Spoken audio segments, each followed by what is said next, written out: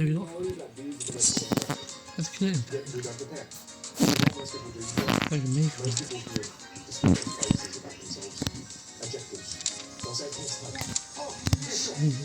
My values are integrity, honesty, punctuality.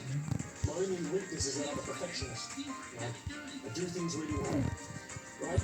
No, don't connect with people. This is where you build rapport. So if you want to build rapport, let's say for example I was applying, we'll do something for this, right? Let's say for example I was applying for a head of at Apple or something. Really, I'm an Apple fan, massive Apple fan,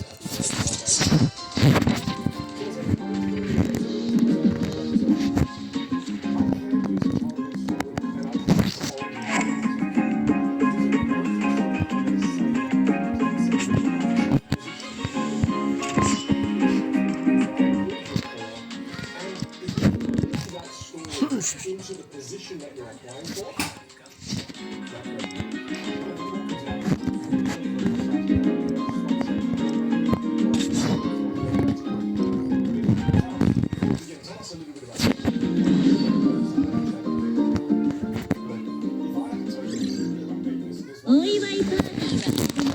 When I was young, what do you think?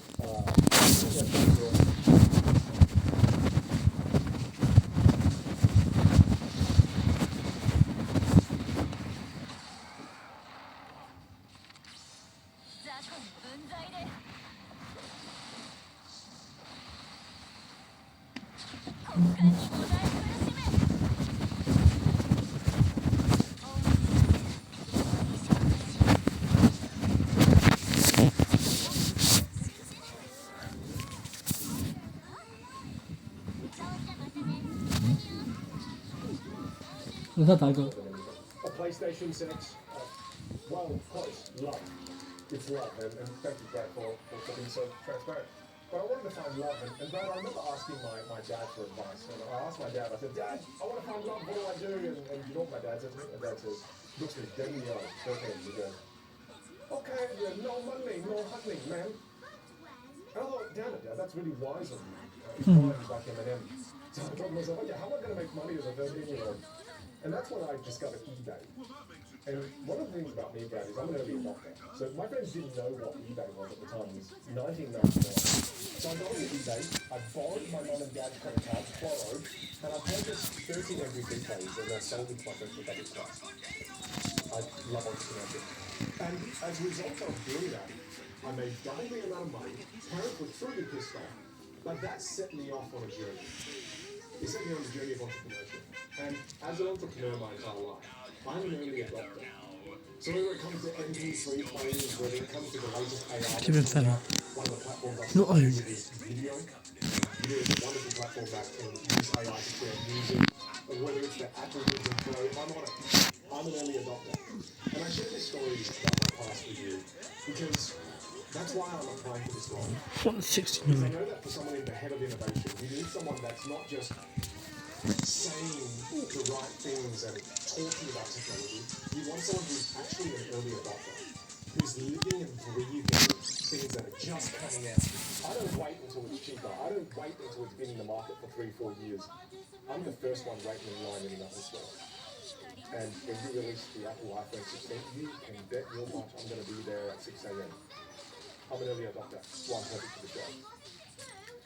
But yeah, right, that's me spending about 3.5 minutes. 3.5 minutes sharing a story. Now there's laughing moments. You're like, oh, no money, no honey, that's a good one. I build rapport, there's endorphins flowing through their body. I've been conversational with friends. I ask them questions. The entire interview situation now is relaxed. Again, you know that when you storytell, dopamine, endorphins, oxytocin, all these wonderful chemicals. Now the rest of the interview, they're going to treat you like a friend. They're not going to sit there and be like, question to question to question to question. No. When you invest 3 minutes into storytelling like that, all of a sudden, they're not interviewing you as a potential candidate, they're interviewing you now as a friend. So create a wonderful origin story, and this is going to revolutionize the way you do job interviews.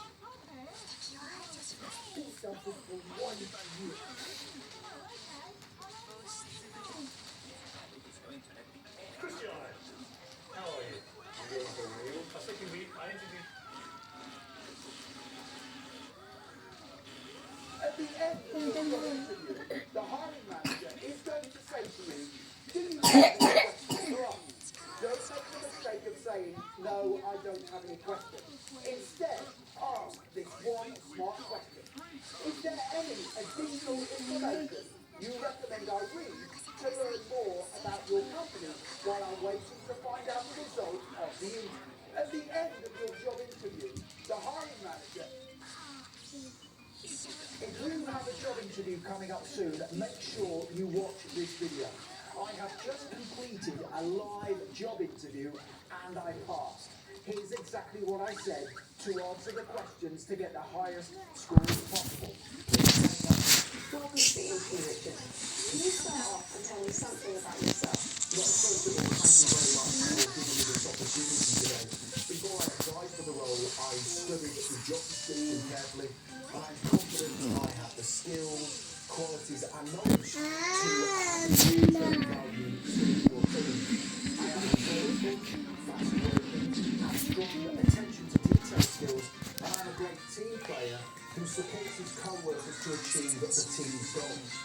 I also have qualifications in subjects that are relevant to this industry, and I've completed certification courses in Microsoft Office and customer service, and I believe these courses will empower me to hit the ground running in this role. Outside work, I take good care of myself, which means my concentration and energy levels are always high, and I also play team sports, which demonstrates, I believe, my ability to collaborate well with other people.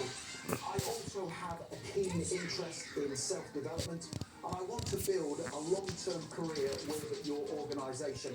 If you hire me, I will make sure you see a great return on your investment, and I will do all I can to help you maintain your position as a market leader. Thank you. You mentioned in your answer you're a good team player. Tell me about a time when you worked within a team. Yes, no problem. In my previous job, I was asked to work in a different team because two people had gone off sick. We were tasked with working on a difficult project that had a really tight deadline. So I suggested we analyse the project brief again and then delegate tasks based on each other's strengths. I also suggested we break down the project into 4 manageable sections and then complete each section before moving on to the next one. So this approach would mean we all got to work closely together to speed up the process, and it really worked. Now, throughout the project, we communicated often, we supported each other, put forward ideas, and we all focused on the end goal. Okay, thank you. What are you looking for in your next job?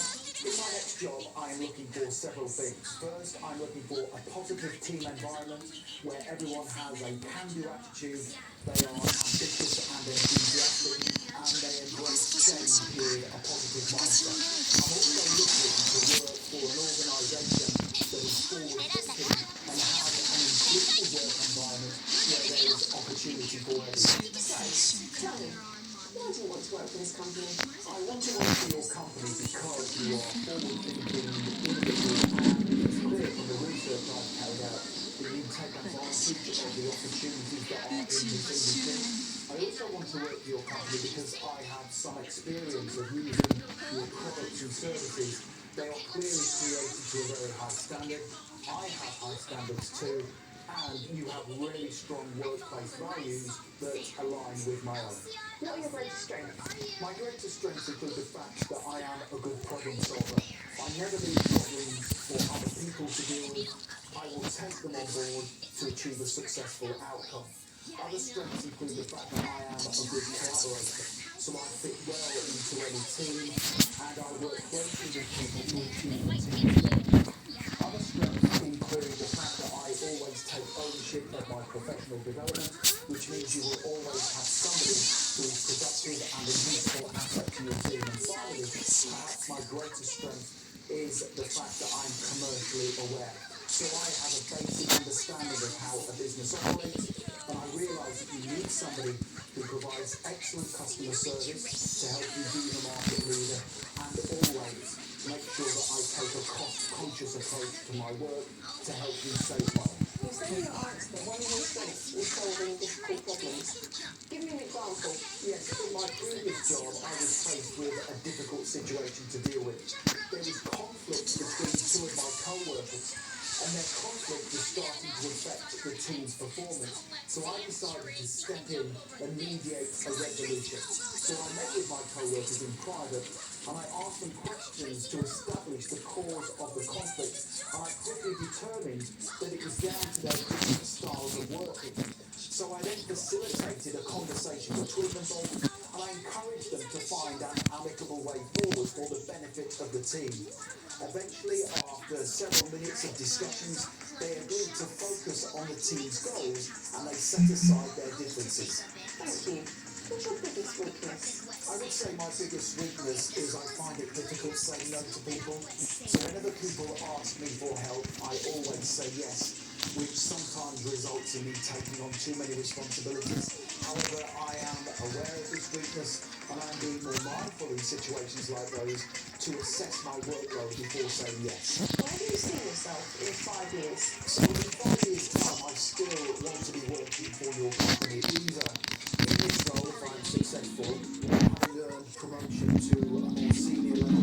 In 5 years' time, I will have completed several internal training courses, and expert in my area of specialism. And also in 5 years' time, I could be used by the company to help train up new team members whenever they join the organisation. Part of this job will require you to deal with customers.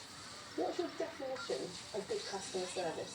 My definition of good customer service is always making sure you go above and beyond what the customer expects to make their experience with your company a memorable one. This means that they will then either leave a really good review about the organisation, which will help increase sales, or they will recommend you to their friends and family. In a highly competitive industry, it's important to always go above and beyond for your customers. How would you deal with a difficult customer? I would deal with a difficult customer by focusing on their needs, asking them questions to establish the problem, apologising quickly if the company was at fault, and also listening to them. I think when you're dealing with a difficult customer, it's always important to listen, take notes, and show them that you care about their situation. While dealing with a difficult customer, I would never take anything they said personally, and I would always focus on achieving a successful outcome that they were satisfied with. What would you do if you didn't get on with someone in your team? If I didn't get on with someone in my team, I would first assess my own words and actions to make sure I wasn't contributing negatively to the situation. I would then try to find a common connection with my co-worker and suggest that we work together on difficult projects and tasks to help improve the working relationship. I would always do all I could to help improve the working relationship for the benefit of the team. Tell me, how do you prioritise your work? I always prioritise my work based on the goals and objectives of my employer. So I will write down a list of the tasks and projects I am responsible for, and I will then colour code them in order of priority. So red tasks are urgent and they require my immediate attention. Orange tasks come second, and then green tasks can be left for when I have more time available. And tell me, how do you handle stress and pressure? I handle stress and pressure by first and foremost making sure that I remain calm. When you remain calm, you can gain clarity of the situation, and then you can put steps in place to achieve a successful outcome. I handle stress and pressure by focusing on facts, evidence and information, and I also take good care of myself, which means my concentration and energy levels are always high. Finally, I handle stress and pressure by prioritising my work based on my employer's goals, and I always make sure that I block out all distractions and focus intensely on my goal. The Advanced Management Programme is a chance to attend Harvard Business School and take away the best that the business school offers. At the end of your job interview,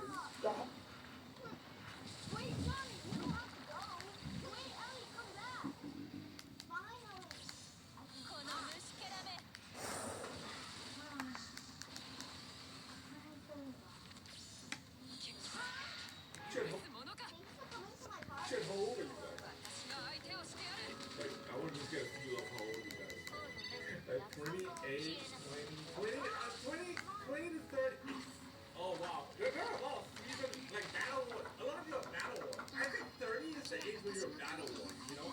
30 is the age where you have regrets. Don't you? No, I have so many regrets. I'm not really a superstitious person, but I think karma is the thing, though. I really think it's the thing. Hey, let me give you an example. Okay? Let me give you an example. This coming from a probably slightly sexually frustrated person because my wife is pregnant. But here's the thing. My first ever serious girlfriend. Now I thought she was great at the age of 14. I mean, hey, it is what it is. I had to save up for that shit, like, a lot. Really nice girl. Really nice girl. Just pretty hot, too. Saying this might not be appropriate right now given my age, but that was the best time of my life. Like, that school was like, oh, it was insane. You ruined everybody. Maybe a couple baddies, but they were all 8, 9, 10. 8, 9, 10. By the way, my first serious girlfriend, she was like a brother. Really nice girl. She treated me like a king, dude. Like, just my housework and shit. It's super careful. So much sex. Playing everything. If I want to go out, balls are empty. I broke up with her because I wanted to break. Uncle. So stupid. I look back at this, right? Because when you're young, you think, maybe I can do better. When you're young, you're like 14, that's what you do. You look around, I want to fuck her too. You think, Gary, go. I'm married to this who I love, right? I love her. Don't get me wrong. I love her. But she is like the polar opposite. I gotta take care of her. I mean, there's always something. It was COVID. I was allergic to some shit. And then I was like 9 months of fucking pregnant. Guess what? After we take care of her, we're taking care. I accept it. This is my destiny. It comes full circle, guys. What I'm trying to say is, be kind, be nice, always do the right thing.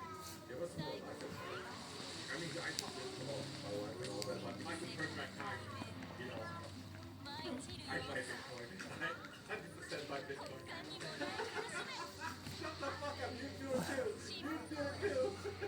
Don't give me some bullshit like warn everyone about COVID. You buy Bitcoin, dude. Why would you rather have bikini or bikini or like gender bent though? Because I'm not really into you. I've seen a lot of shit, you know. I've gone through this stress test. I think I'm 100% straight. I'm still a freak though. I just wasn't out all day every day. I can't help it. I was in the elevator just now, and then I bumped this couple in the elevator. The lady had like in my head. I went, yeah. Did that happen? I was like, did I say that out loud? I hope I didn't. Yeah, but I always wear a mask, so I'm like backwards. They don't know who I am. It's not because I'm afraid of being sick. I just don't want people to identify me. It's that guy. You know? Alright, guys. It's very narrow to me, but K-pop has been on a roll. He's been doing some crazy shit which mathematically should not work, but then it works. He just 50-50 into 50-50 into 50-50 or some shit. Like he just gambled 3 times in a row and it worked. So it might work today.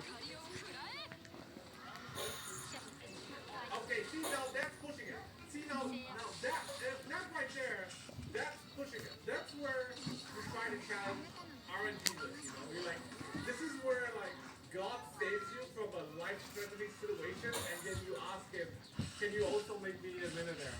I don't know about that she thing. I mean, if Hero takes your one, don't you just lose or am I missing something here? Okay.